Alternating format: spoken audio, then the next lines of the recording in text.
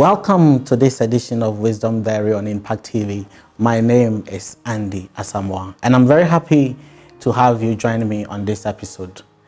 In my last episode, I shared with you 3 key reasons you should aim to fix your past.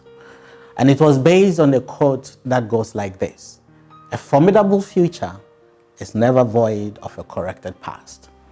At the end of the video, I promised that I was going to come back to you to share some useful or very important hints as to how to do that. Today, I intend to do that from 2 perspectives. The first angle is from the angle of a perpetrator, or if you like, an offender. And then the second, maybe in my next video, will be to consider the perspective of someone who has been a victim of the past and how to resolve that. In this episode of Wisdom Diary, I would like to take you into the perspective of someone who basically is a perpetrator or an offender. A perpetrator in this sense is someone whose actions, choices, omissions, and mistakes may have wronged other people in the past. And I would like to share with you 7 important hints such an individual will have to take into consideration in attempting to fix the past.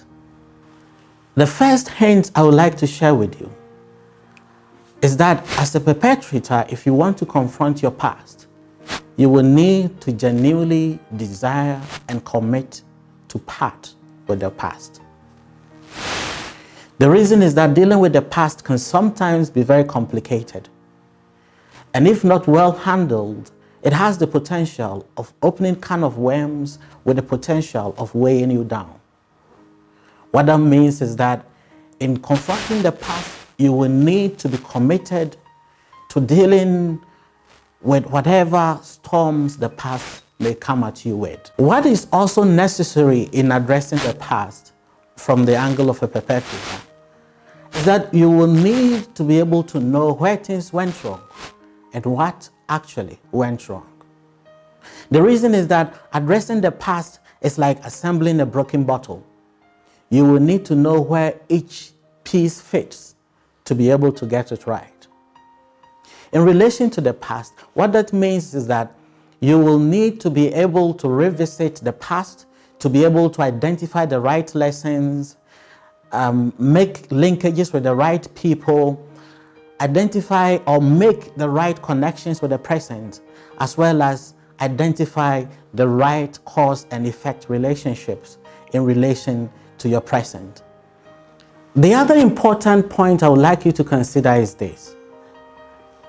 When things happen and our relationship with other people are strained by what happens, more often than not, we also strain our relationship with the Almighty. In attempting to fix the past, therefore, it's important that we find means of addressing any strained relationship with the Almighty, because that is fundamental in attempting to harness the inner peace, strength, and positive energy with which we are able to address anything outside of us. I would like you to take note that there's no way to reverse the order of the pursuit of peace and harmony in this world. Peace is usually comes from within, and so our relationship with the Almighty is an important means of fixing our source of peace inside for us to be able to influence our relationship with our environment, society, and everything outside of us. And so fixing the relationship with the Almighty is incredibly important in fixing the past in the case of a perpetrator. After that, you should be able to assess the extent to which your choices hurt people, affected relationships, impacted the environment, as well as altered the destinies and the future of people who depend upon you or are even around you. And then be able to bring yourself where necessary to say, I am sorry, I screwed up, I wasn't right. The phrase, I am sorry, As simple as it may sound, if it is uttered from the right heart, at the right time, and genuinely so meant, it's an amazing therapy for ailing relationships and our sickly world. Whenever you are able to bring yourself to say, I'm sorry to anyone, it doesn't show you are weak in any way. It rather indicates your empathy, your maturity, your selflessness, and your genuine commitment and prioritization of peace over and above every other thing. And these are important characteristics in attempting to genuinely seek to fix the past. In attempting to fix the past, you will need to be able to bring yourself to say, I am sorry. The next thing is that you will need to be able to forgive yourself. After you've dealt with other people, after you've sorted your relationship with the Almighty, you will need to be able to come to a point where you confront yourself and sort out any outstanding, strained relationship with your innermost being. You know, whenever we fail to uphold moral standards and principles that we genuinely accept, we feel disappointed in ourselves. And so our ability to forgive ourselves is what frees us of the conscience that sometimes ruthlessly deals with us for a long, long time. And so going forward, if you're going to be able to deal with your past and genuinely so, you should be able to look yourself in the mirror and strongly and boldly tell the man in the mirror, which is yourself, that I forgive you. My last but one hint, or my sixth hint, is this, that if your past is very complex and touches on the law and long-standing relationships that are very complex to untangle, you have to make an effort to seek professional help.